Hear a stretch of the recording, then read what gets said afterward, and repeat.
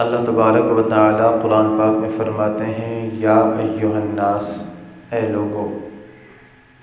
اس کے اندر امیر، غریب، بادشاہ، فقیر، جتنے بھی قسم کے لوگ ہیں، جتنے بھی مذاہب کے لوگ ہیں، جو بھی انسان ہیں، سارے کے سارے اس آیت میں داخل ہو جاتے ہیں۔ اللہ نے سب کو مخاطب کیا اور آگے فرمایا انتم الفقراء الی اللہ، تم سارے کے سارے اللہ کے محتاج ہو۔ واللہ هو الغنی الحمید، اور اللہ بے نیاز ہے اور تعریف والا ہے۔ سید کے اندر اللہ مجھے اور آپ کو، تمام انسانوں کو ان کی حیثیت سمجھا رہے ہیں کہ تمہاری حیثیت اللہ کے سامنے کیا ہے۔ دنیا کے اندر جتنے رتبے مل جائیں، جتنی جاگیریں مل جائیں، جتنے پروٹوکول مل جائیں، لیکن وہ اللہ کے سامنے فقیر اور محتاج رہتا ہے۔ اگر انسان اس حقیقت کو سمجھ جائے، اپنے آپ کو اللہ کا فقیر مان لے، اللہ کا منگتا مان لے، تو ٹھیک ہے، اس کے لیے فائدہ ہے۔ اگر یہ نہیں مانتا تو آگے اللہ علاج فرماتے ہیں ان یشاء یذہبکم، اللہ کے پاس اتنی طاقت ہے، اتنی قدرت ہے، اگر وہ چاہے تو تم سب کو ختم کر دے۔ انسانوں سے پہلے یہاں پر جنات بستے تھے، شیطان ان میں سے، کتنے جنات تھے، انسانوں سے پہلے ان کی آبادی تھی۔ پھر وہ بت پرستی کے اندر لائے تو اللہ نے زمین کو جنات سے خالی کر دیا۔ پھر آگے اللہ ہمیں فرماتا ہے کہ تم اگر میرے بن کر رہو گے، میرے منگتے اور میرے فقیر بن کر رہو گے تو ٹھیک ہے، اگر نہیں، ان یشاء یذہبکم، اگر وہ چاہے تو تم سب کو لے جائے، ختم کر دے۔ وَيَأْتِ بِخَلْقٍ جَدِيدٍ، اور تمہاری جگہ ایک دوسری نئی مخلوق لے کر آ جائے۔ اللہ قرآن پاک میں کئی مرتبہ فرمایا وَإِن تَتَوَلَّوْا يَسْتَبْدِلْ قَوْمًا غَيْرَكُمْ ثُمَّ لَا يَكُونُوا أَمْثَالَكُمْ، اگر تم نے منہ پھیرا نا، اللہ کی نافرمانیاں کی، تو تم یہ نہ سمجھو کہ ہماری بادشاہت رہے گی۔ یستبدل قوما غیرکم، اللہ تمہاری جگہ دوسری قوموں کو لے کر آ جائے گا، اور پھر تم اس کا کچھ بھی نہیں بگاڑ سکو گے۔ ایک وقت تھا کہ یہودیوں کا دور تھا، حضرت موسیٰ علیہ السلام کے دور کے اندر اللہ نے ان کو کتنی عظمت دی۔ وَأَنِّي فَضَّلْتُكُمْ عَلَى الْعَالَمِينَ، اللہ قرآن میں فرماتا ہے کہ ہم نے تمہیں جہان کے اندر جتنی قومیں تھیں نا، سب کے اوپر فضیلت عطا فرما دی تھی۔ وہ راہ راست سے ہٹے تو ان کے بعد عیسائی آ گئے، عیسائیوں کے بعد پھر مسلمان آ گئے۔ مسلمان جب تک چلتے رہے ٹھیک، لیکن اگر یہ ایسے ہوئے تو اللہ تبارک و تعالیٰ کیا کرے گا کہ اللہ اس نظام کو ختم کر دے گا۔ یہ کائنات کا جو نظام چل رہا ہے نا، یہ لا الہ الا اللہ کی بنسبت بدولت چل رہا ہے۔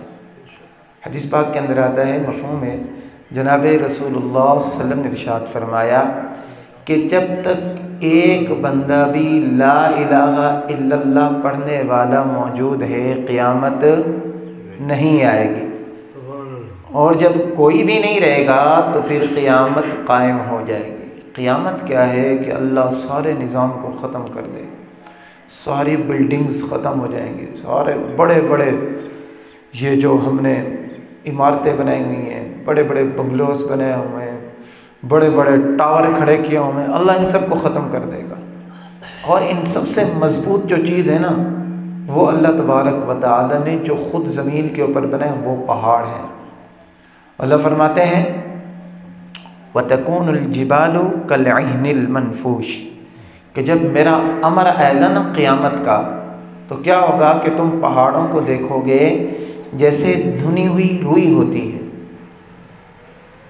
چکی کے اوپر جائیں، دیکھیں جب روئی دھن رہی ہوتی ہے نا، مشین کے اندر سے نکل رہی ہے تو روئی کے گالے اڑ رہے ہوتے ہیں، وہ بے وقت ہوتے ہیں، ان کی کوئی ویلیو نہیں ہوتی ہے۔ یہ پہاڑ جنہوں نے زمین کو تھاما ہوا ہے ہلنے سے، اللہ فرماتے ہیں کہ جب میرا امر آئے گا تو یہ سب کچھ بھی ختم ہو جائے گا۔ دنیا کے اندر ایک عمارت گرانی ہو نا، ایک مکان گرانا ہو، تو اس کے لیے ہم کتنے مستری مزدور لگاتے ہیں۔ اللہ فرماتے ہیں کہ میں پوری کائنات کا نظام ختم کر دوں گا، قیامت قائم ہوگی، سارا نظام ختم۔ مولا کتنی دیر لگے گی؟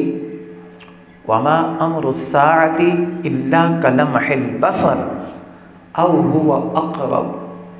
اللہ فرماتے ہیں کہ قیامت کا قائم کرنا انسانوں کو تو مشکل لگتا ہے، لیکن میرے لیے کیا ہے؟ کلمح البصر، آنکھ کا جھپکنا۔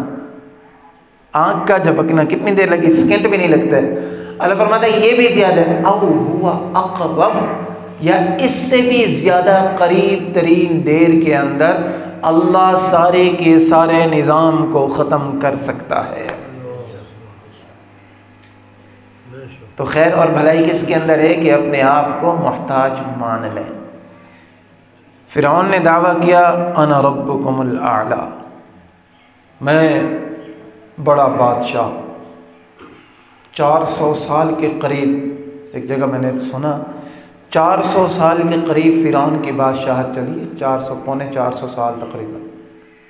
جب اس نے دیکھی کہ اتنی بڑی بادشاہت مجھے مل گئی ہے، اس نے کہا میں تو خدا۔ اللہ رب العزت نے اس کے قریب جو سمندر لگتا تھا، جو دریا تھا، اسی کے اندر اس کو غرق کروایا ہے۔ جب اس کا آخری ٹائم آیا، پھر کہنے لگا کہ اب میں ایمان لاتا ہوں۔ اللہ فرماتے تھے، اللہ نے فرمایا الآن وقد عصیت قبل وکنت من المفسدین، تجھے اب یاد آیا توبہ کرنا؟ جب موت کو دیکھ لیا تو تب تجھے توبہ یاد آئی ہے، اب تمہاری توبہ قبول نہیں ہے۔ فرعون کو بھی اللہ نے غرق کر دیا۔ نمرود خدائی کا دعویٰ کرتا تھا، وہ لوگ جو اس کے ماتحت تھے، زندہ رہتے ہوئے اللہ نے اس کے سر کے اندر اس کے مریدین سے، اس کے ماننے والوں سے جوتے مروائے ہیں۔ تو حقیقت کیا ہے؟ انتم الفقراء الی اللہ، کہ تم سارے کے سارے اللہ کے محتاج ہو۔ مان لو گے ٹھیک، ان یشاء یذہبکم۔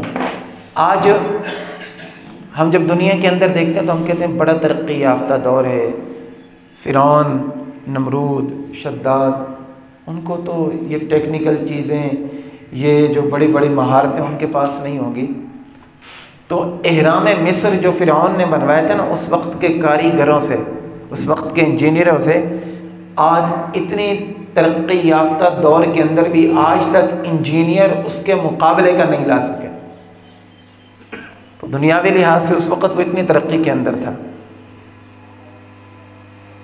ان یشاء یذہبکم، اگر وہ چاہے تو تم سب کو لے جائے، وَيَأْتِ بِخَلْقٍ جَدِيدٍ، اور کیا کرے کہ اس کی جگہ پر اللہ تبارک و تعالی ایک دوسری مخلوق لے کر آ جائے، کوئی پوچھنے والا نہیں۔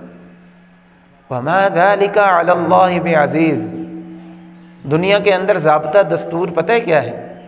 کہ کوئی بھی بندہ اتنا بڑا کام کرتے ہوئے نا گھبراتا ہے۔ جیسے ہمارے ملک کے اندر جمہوریت ہے نا، جمہوریت ہے کہ جب کوئی کام کریں گے سارے ارکان پارلیمنٹ سے مشورہ کرنا ہے، حزب اقتدار سے، حزب اختلاف سے، فلاں جماعت سے، فلاں جماعت سے، فلاں جماعت سے مشورہ کر کے کوئی فیصلہ کرنا ہے۔ اگر کوئی ایسے فیصلہ کر لیا تو ساتھ والے جو لوگ ہوتے ہیں کہتے ہیں یار تم نے ہمیں مشورے میں نہیں لیا، ہم تمہارے اس بات کو نہیں مانتے، اس کو رد کرتے ہیں، تو پھر وہ بندہ پریشان ہو جاتا ہے۔ لیکن اللہ کی ذات جو ہے نا وہ تنہا ہے۔ قل هو اللہ احد اللہ الصمد لم یلد ولم یولد ولم یکن له کفوا احد لا يسأل عما يفعل وهم يسألون لو كان فيهما آلهة الا اللہ لفسدتا، اگر زمین و آسمان کے اندر اللہ کے علاوہ کوئی اور معبود ہوتا تو سارا نظام ختم ہو جاتا۔ اس نظام کا باقی رہنا یہ گواہی دیتا ہے کہ اللہ ہے اور اللہ ایک ہے، نہ اللہ کی ذات میں کوئی شریک ہے، نہ اللہ کی صفات میں کوئی شریک ہے۔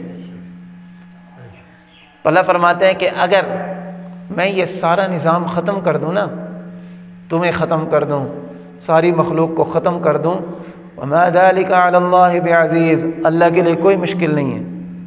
اللہ سے کوئی پوچھنے والا نہیں ہے، اللہ کی مرضی ہے، جیسے چاہے کرے، کون پوچھے اللہ سے؟ تو ہمارے لیے نجات اس کے اندر ہے کہ ہم اللہ تبارک و تعالیٰ کے احسانات کو مانیں اور اپنے آپ کو اللہ کا محتاج مانیں۔ یا ایھا الناس انتم الفقراء الی اللہ، یہ جو میں نے آپ کے سامنے آیت پڑھی تھی نا، اس کا ترجمہ میں نے کیا ہے۔ حضرات صحابہ کرام رضوان اللہ علیہم اجمعین کے سامنے جب یہ آیات آتی تھی تو وہ اس کے اوپر عمل کر کے دکھاتے تھے، اور کیسے عمل کیا ہے؟ افضل الانبیاء بعد البشر، افضل البشر بعد الانبیاء، حضرت سیدنا ابو بکر صدیق رضی اللہ تعالی عنہ، یہ وہ صحابی ہیں کہ جن کی صحابیت کی گواہی قرآن دیتا ہے، اور یہ وہ واحد صحابی ہیں کہ جن کے ایمان کے نہیں، جن کے صحابی کا انکار کرنے والا بھی کافر ہے۔ ایمان تو بڑی دور ہے نا، جس نے یہ عقیدہ رکھا نا کہ نعوذ باللہ کہ حضرت ابوبکر صدیق صحابی رسول نہیں تھے، وہ بندہ بھی دائرہ اسلام سے خارج ہے، کیونکہ قرآن کی کسی آیت کا انکار کرنا کفر ہے۔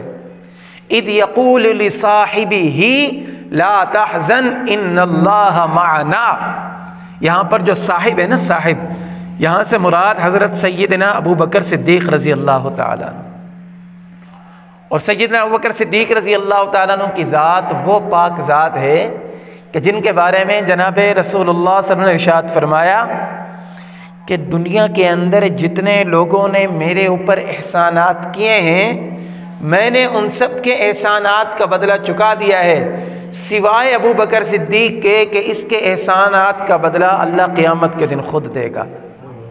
اور ابو بکر صدیق رضی اللہ تعالیٰ عنہ وہ ہستی ہے کہ جن کو جناب رسول اللہ صلی اللہ علیہ وسلم نے اپنی زندگی کے اندر 17 مرتبہ مصلی کے اوپر کھڑا کیا، 17 مرتبہ مصلی رسول کے اوپر کھڑا کیا اپنے حیات کے اندر کہ تم جاؤ یہاں پر میری موجودگی کے اندر امامت کرواؤ۔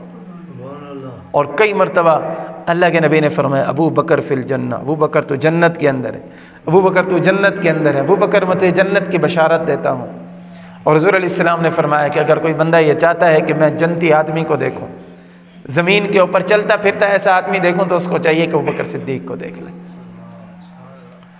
سیدنا ابو بکر صدیق رضی اللہ تعالیٰ عنہ اتنی شان والے ہونے کے باوجود کے بارے میں آتا ہے کہ جب کبھی تنہائی میں بیٹھتے تھے، ایک مرتبہ بیٹھے ہوئے ہیں، چڑیا کو دیکھ رہے ہیں، باغ کے اندر چڑیا بیٹھی ہوئی ہے، اس کو دیکھ رہے ہیں اور آنسو جاری ہیں اپنے آنکھوں مبارک سے، کہنے لگے کہ اے کاش ابو بکر تو ایک چڑیا ہوتا، ابو بکر تو ایک چڑیا ہوتا، کھاتا پیتا مر جاتا خاک ہو جاتا تو اس سے سوال تو نہ ہوتا، ابو بکر تو اللہ کے سامنے کیسے کھڑا ہوگا۔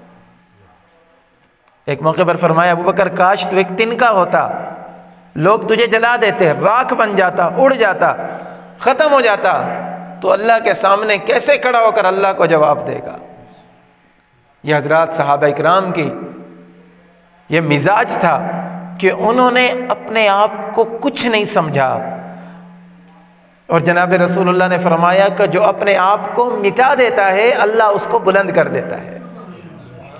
من تواضع للہ رفعہ اللہ، جو اللہ کے لیے اپنے آپ کو مٹا دے گا، اللہ کے لیے جھک جائے گا، اللہ رب العزت اس کو بڑا اونچا رتبہ عطا فرما دیں گے۔ یہ اللہ کی شان ہے۔ سیدنا عمر فاروق رضی اللہ تعالیٰ عنہ حضور علیہ الصلوۃ والسلام کے جلیل القدر صحابی ہیں، اور ایسی صفات کے حامل کہ جن کے بارے میں جناب رسول اللہ صلی اللہ علیہ وسلم نے خود ارشاد فرمایا لو کان بعدی نبی لکان عمر بن خطاب، اگر میرے بعد کوئی نبی ہوتا تو نبوت والی صفات جو ہے نا وہ عمر فاروق کے اندر پائی جاتی ہیں۔ اور عمر کو فرمایا عمر تو جنت کے اندر ہے، عمر جنت کے اندر میں تیرا محل خود دیکھ کر آیا ہوں۔ اور فرمایا کہ اللہ تبارک و تعالی نے حضرت عمر کی زبان کے اوپر حق کو رکھ دیا ہے۔ اور حدیث ہے جناب رسول اللہ صلی اللہ علیہ وسلم نے ارشاد فرمایا کہ جس گلی سے عمر چلتا ہے شیطان اس گلی کو چھوڑ کر چلا جاتا ہے۔ کئی مرتبہ بشارتیں دی، کئی مرتبہ فرمایا کہ عمر تو جنت کے اندر ہے، اور ان کی عاجزی کا کیا عالم ہے، آدھی دنیا کے اوپر اسلام کا پرچم لہرایا ہے، علاقے فتح ہو رہے ہیں۔ ایک موقع کے اوپر دیکھا مدینہ منورہ کے اندر ہے، مال غنیمت آ رہا ہے، غلام آ رہے ہیں، اشرفیاں آ رہی ہیں، چاندی آ رہی ہے، سونا آ رہا ہے، مسجد نبوی بھری ہوئی ہے اور دھڑا دھڑ بیت المال کے اندر مال جمع ہو رہا ہے۔ عمر رضی اللہ عنہ نے لوگوں کو اکٹھا کیا، فرمایا مسجد کے اندر اکٹھے ہو جاؤ۔ مسجد نبوی کے اندر سب اکٹھے ہوئے، عمر فاروق ممبر کے اوپر آئے، سارے حضرات آ کر بیٹھ گئے کہ امیر المؤمنین ہمیں کیا فرماتے ہیں۔ سیدنا عمر فاروق رضی اللہ عنہ نے فرمایا، عمر، اپنا گریبان پکڑا، عمر تو کیا سمجھتا ہے، تو بڑا خلیفہ بن گیا ہے؟ عمر تجھے وہ وقت یاد نہیں ہے کہ تیری ماں سوکھا گوشت خشک گوشت ہوتا ہے، بھوک کی وجہ سے اس کی بوٹیاں چبایا کرتی تھی؟ عمر تیرا تو کوئی مقام ہی نہیں۔ یہ بات کی اور چلے گئے۔ صحابہ کرام نے پوچھا، امیر المؤمنین آپ نے اتنے لوگوں کو اکٹھا کیا، کیا آپ نے صرف یہی بات کرنی تھی؟ سیدنا عمر فاروق رضی اللہ عنہ نے فرمایا کہ جب میں نے دیکھا کہ قافلے در قافلے مال غنیمت آ رہا ہے، لوگ مسلمان ہو رہے ہیں، اسلام کا پرچم لہراتا جا رہا ہے، تو میرے دل کے اندر آیا، ایسے خیال آیا کونے کے اندر، عمر اللہ نے تجھے بڑی شان دے دی، تیری وجہ سے پوری دنیا کے اوپر دین غالب ہو رہا ہے۔ کہتے ہیں جب میرے دل کے اندر یہ بات آئی نا تو میں نے کہا کہیں میرے اندر تکبر نہ آ جائے، میرے اندر فخر نہ آ جائے۔ میں نے اپنی حیثیت بتانے کے لیے لوگوں کو ممبر کے پاس خود آیا اور پھر میں نے اپنی حیثیت بتائی ہے کہ عمر کے اوپر تو اتنی غربت تھی۔ عرب کے اندر غربت کی یہ نشانی ہوتی تھی کہ جب لوگوں کے پاس کھانے کے لیے کچھ نہیں ہوتا تھا تو خشک گوشت وہ رکھا کرتے تھے، پھر اس کو کھا کر گزارا کیا کرتے تھے۔ اور عمر رضی اللہ تعالیٰ عنہ اپنے آپ کو کہتے تھے، عمر تیری کیا مجال، تیری کیا جرت، تو کیا کر سکتا ہے، تو وہ عمر ہے کہ جب تجھے اونٹ چرانے نہیں آتے تھے تیرا باپ تجھے مارتا بھی تھا اور کہتا تھا عمر تو کیا کرے گا، تجھے تو اونٹ بھی چرانے نہیں آتے، اور اللہ نے اسلام کی وجہ سے اتنا بڑا مقام عطا فرمایا۔ بلا شبہ اللہ رب العزت نے بڑے مقام ان کو عطا فرمائے ہیں۔ ہمارے دلوں کے اندر مقام ہے، ہر مسلمان کے دل کے اندر مقام ہے، لیکن وہ اپنے دل کے اندر اپنا مقام نہیں بناتے تھے۔ ایک مرتبہ حضرت عمر فاروق رضی اللہ تعالیٰ عنہ رات کو عبادت کر رہے ہیں اور دعا مانگ رہے ہیں، اللہم اجعلنی فی عینی صغیرا وفی اعین الناس کبیرا، او کما قال، کہ اے اللہ مجھے اپنی نگاہ کے اندر گرا دے، مجھے اپنی نگاہ کے اندر، میرے دل کے اندر میری وقت نہ ہو، لیکن لوگوں کے دلوں کے اندر میری قدر پیدا کر دے۔ اگر لوگوں کے دلوں کے اندر وقت نہ ہوتی تو عمر کے لا کو، عمر کے قانون کو مانتا کون؟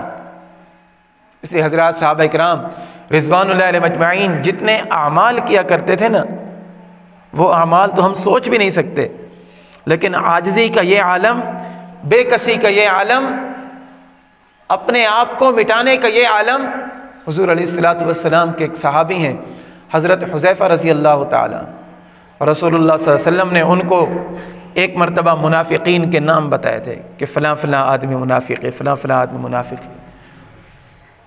تو لوگوں نے پوچھا، انہوں نے کہا میں بتاؤں گا نہیں۔ تو لوگ دیکھتے مسلمان کے جس کے جنازے کے اندر حضرت حذیفہ شریک نہ ہوتے تو اس کے جنازے کے اندر بڑے بڑے صحابہ کرام، کبار صحابہ کرام شریک نہ ہوتے، وہ سمجھ جاتے کہ یہ آدمی منافق تھا۔ تو ایک مرتبہ حضرت عمر فاروق رضی اللہ تعالیٰ عنہ روتے ہوئے حضرت حذیفہ رضی اللہ تعالیٰ عنہ کے پاس آئے اور کہنے لگے، عمر، حذیفہ، میں آپ سے یہ تو نہیں پوچھتا کہ کون کون منافق ہیں، میں دست بستہ پوچھتا ہوں، مجھے بتا دو کہ کہیں میرا نام منافقوں کے اندر تو نہیں ہے۔ اللہ اکبر، اللہ اکبر۔ اعمال کس طرح اور اپنے دل کے اندر وقعت اپنی کس طرح ہے۔ آج میں اور آپ، ہم سے ایک عمل صادر ہو جائے، ایک دن اگر ہم نے تہجد پڑھ لی، پھر ہم کسی کو جینے ہی نہیں دیتے، ہمیں دنیا کا ہر بندہ اللہ معاف کرے کافر نظر آتا ہے، یہ بھی نہیں ہے، یہ بھی صحیح نہیں، یہ بھی صحیح۔ اپنے اعمال کے اوپر بھروسہ نہ کرو، اور اعمال کر کے اس کے اوپر عجب نہیں کرنا چاہیے۔ عجب کا معنی فخر، غرور، تکبر نہیں کرنا چاہیے۔ اللہ تبارک و تعالیٰ کو عاجزی پسند ہے۔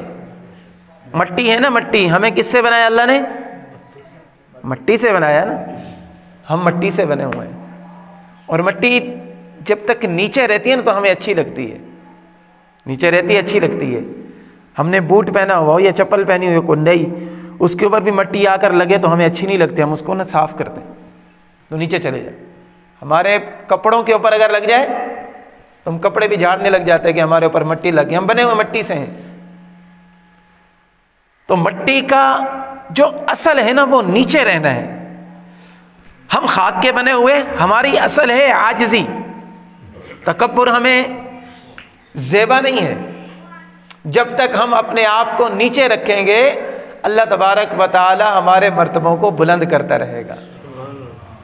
اور جب ہم نے سوچا ہماری نظر کے اندر ہماری اپنی وقت پیدا ہونا شروع ہو گئی تو پھر دیکھیں کہ شیطان ہے نا، شیطان، اس کا پہلا نام تھا عزازیل، یہ جب گمراہ ہوا ہے تو اس وقت شیطان نہیں تھا۔ ہم کہتے ہیں نا جتنے برے کام ہو جائے شیطان نے کروائے۔ اب شیطان کو گمراہ کرنے والی کون سی بات تھی جس کی وجہ سے شیطان راہ راست سے ہٹ گیا؟ وہ تھی اس کے اندر میں، اس کے اندر تکبر، نخوت، غرور۔ کہتا تھا انا خیر من، اللہ نے فرمایا کہ آدم کو میں نے مٹی سے بنایا ہے، اسجدوا لآدم، سجدہ کرو آدم کو، فسجدوا، سارے کے سارے شاگرد۔ یہ شیطان کا لقب تھا طاؤس الملائکہ، یہ ملائکہ کا بھی استاد ہوا کرتا تھا۔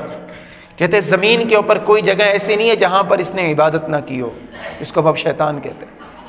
زمین کے اوپر کوئی جگہ ایسی نہیں ہے۔ گمراہ کیوں ہو گیا؟ راہ راست سے کیوں ہٹ گیا؟ اس کے دل کے اندر آیا انا خیر منہ، کہ اے اللہ تو نے اس کو آدم کو مٹی سے بنایا، مجھے آگ سے بنایا، میں تو اس سے بہتر ہوں، میں اس کو کیسے سجدہ کروں؟ تو اللہ نے کیا فرمایا؟ اخرج منہا فانک رجیم، نکل جا یہاں سے، تو مردود ہو گیا ہے۔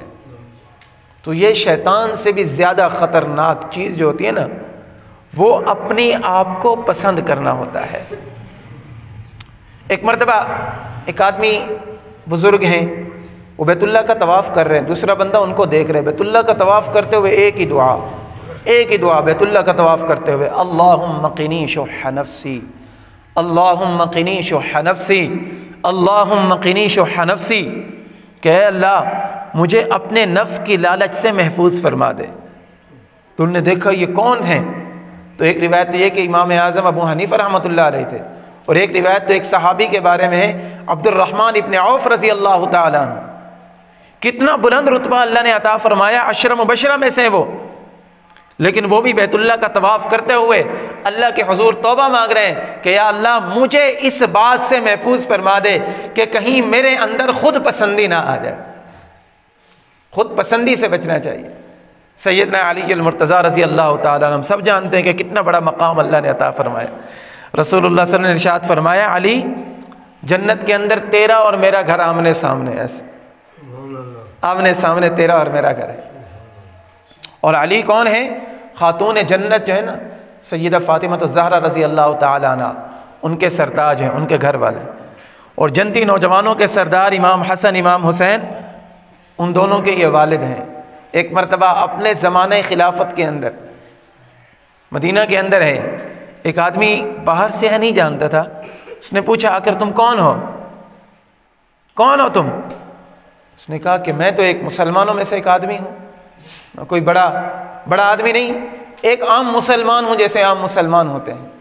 اگر چاہتے تو بتا سکتے تھے میں خلیفہ وقت ہوں، چاہتے تو بتا سکتے تھے، لیکن کیا ہے کہ یہ ہمیں تعلیم دی گئی ہے کہ اپنے اندر عاجزی پیدا کر لو، اعمال کرو، نیک اعمال کرو، لیکن نیک اعمال کرنے کے بعد یہ نہ سمجھو کہ بس اب میں بڑا نیک بن گیا ہوں۔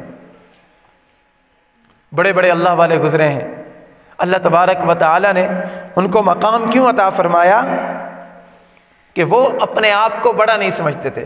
حضرت بایزید بسطامی رحمۃ اللہ علیہ، ان کے بارے میں آتا ہے کسی نے ان کو پوچھا کہ آپ کو اللہ نے اتنا بڑا مقام کیسے عطا فرما دیا؟ بلکہ ان سے پہلے آپ کو ان کے بارے میں واقعہ سناتا ہوں۔ ایک آدمی ان کے دور کے اندر فوت ہو گیا، بایزید بسطامی رحمۃ اللہ علیہ کے دور کے اندر ایک آدمی فوت ہوا۔ دوسرے آدمی کو خواب میں نظر آیا، اس نے پوچھا ہاں بھائی بتاؤ کیا ہوا؟ اس نے کہا کہ جب میں اللہ کے سامنے پیش ہوا نا تو اللہ تبارک و تعالی نے مجھے میرے ایک عمل کی وجہ سے بخش دیا۔ کیا عمل ہے؟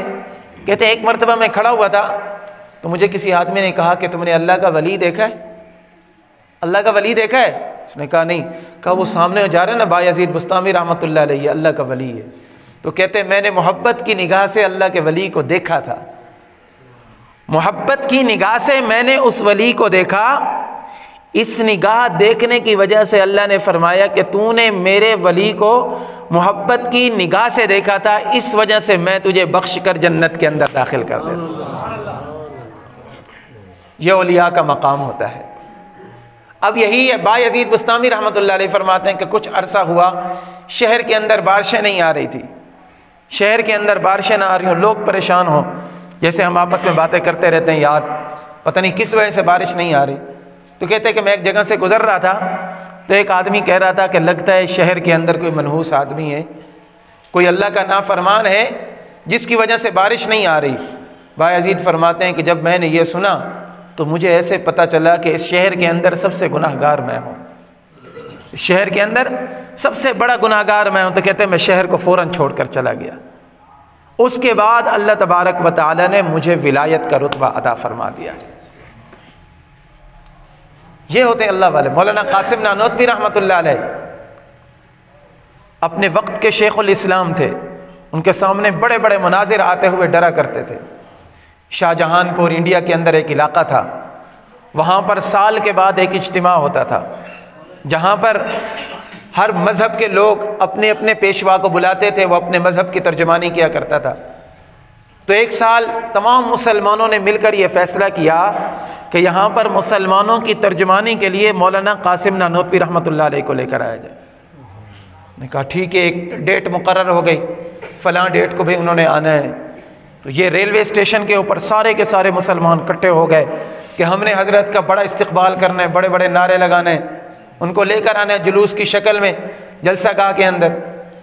اب مولانا قاسم نانوتوی رحمۃ اللہ علیہ فرماتے ہیں کہ میرے دل کے اندر یہ آیا کہ جب میں اسٹیشن کے اوپر اتروں گا تو لوگ میری واہ واہ کریں گے، کہیں میرے دل کے اندر غرور پیدا نہ ہو جائے، تکبر پیدا نہ ہو جائے۔ کہتے ہیں کہ میں 5 کلومیٹر پہلے اتر گیا، اسٹیشن سے 5 کلومیٹر پہلے اتر گیا، اور پھر وہاں سے میں نے پیدل سفر کرنا شروع کر دیا، اور لوگ وہاں پر کھڑے ہوئے انتظار کر رہا ہوں، مولانا وہاں سے نہ نکلے۔ تلاش کرتے کرتے کرتے مولانا کے پاس پہنچے ہیں۔ مولانا ایک سرائے کے اندر، کرائے کے مکان کے اندر یا ہوٹل تھا، وہاں پر رکے ہوئے تھے۔ انہوں نے پوچھا کہ حضرت پورا شہر آپ کو ڈھونڈ رہا ہے۔ قاسم نانوتوی رحمۃ اللہ نے فرمایا کہ قاسم کو 2 لفظ کیا آ گئے، قاسم کو تو کچھ نہیں آتا، 2 لفظ کیا آ گئے، آج پوری دنیا نے ان کو سر کے اوپر اٹھایا ہوا ہے۔ میں تو یہ چاہتا ہوں کہ میرا نام جاننے والا بھی کوئی نہ ہو، میرا نام لیوا بھی کوئی نہ ہو، میں تو اپنے آپ کو گمنام بنانا چاہتا ہوں۔ میرے عزیزان محترم، دیکھیں اللہ رب العزت نے ان حضرات کو کیسے بلند مقام عطا فرمائے۔ انہوں نے اپنے آپ کو اللہ کے لیے جھکا لیا۔ من تواضع للہ رفعہ اللہ، جو اللہ تبارک و تعالی کے لیے جھک جاتا ہے اللہ رب العزت اس کو بلند مرتبہ عطا فرما دیتا ہے۔ آج ہماری کیا کمزوری ہے اور ہمارے اندر کیا خامی ہے کہ آج ہم اپنے اندر کوئی غلطی نہیں دیکھتے، کوئی کوتاہی نہیں دیکھتے، کوئی کمی نہیں دیکھتے، ہمیں ہمیشہ سامنے والے آدمی کے اندر غلطیاں نظر آتی ہیں۔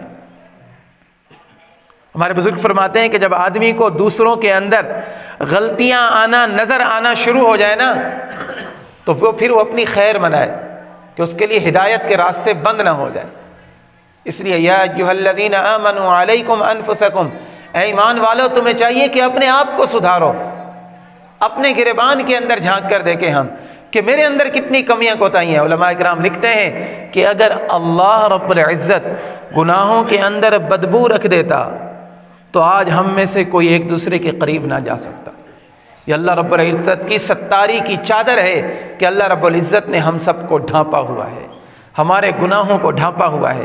بنی اسرائیل کے اندر تو یہ ہوتا تھا کہ جو آدمی گناہ کرتا نا، صبح اس کے دروازے کے اوپر لکھا ہوتا تھا کہ فلاں آدمی نے رات وہاں پر گزاری، یہ گناہ کیا، وہ گناہ کیا۔ ہمارے اوپر کتنی اللہ رب العزت کی رحمت ہے۔ اللہ رب العزت کی رحمت سے فائدہ ہم کس طرح اٹھائیں گے کہ اپنے آپ کو ہم منگتا بنا دیں، اللہ کا فقیر بنا دیں، اللہ کا محتاج بنا دیں، اپنی ہر حاجت اللہ رب العزت سے مانگیں اور اپنی عبادت کے اوپر غرور نہ کریں۔ آج تو یہ ہوتا ہے، پہلے زمانے کے اندر لوگ عبادت کر کے چھپایا کرتے تھے، پھر یہ ہوا کہ عبادت کر کے بتایا کرتے تھے، اب یہ ہوتا ہے کہ عبادت کرنے کا ارادہ کیا تو پہلے بتا رہے، شاید بعد میں کرے یا نہ کرے۔ مثلا